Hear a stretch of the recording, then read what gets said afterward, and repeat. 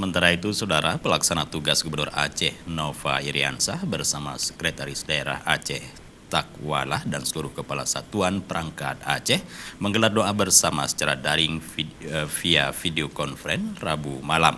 Doa dipanjatkan untuk kesembuhan pasien COVID-19 dan seluruh pasien lainnya yang dirawat di Rumah Sakit Umum Zainal Abidin Banda Aceh.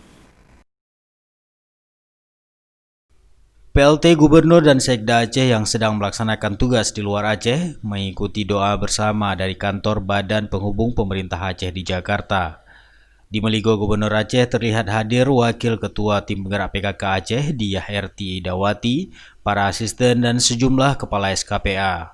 Sedangkan sebagian besar kepala SKPA lain mengikuti doa bersama via video conference di kantor dan rumah masing-masing.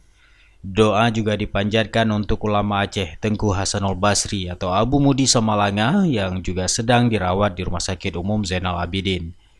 Dalam sambutannya sebelum doa bersama, PLT Gubernur Aceh Nova Iriansah menyampaikan bahwa kondisi Abu Mudi dalam kondisi baik, hanya butuh istirahat total dan asupan gizi seimbang. Doa dipimpin oleh Ustadz Sulaiman, sedangkan zikir dipimpin oleh Ustadz Karim dari Biro Isra Sedda Aceh.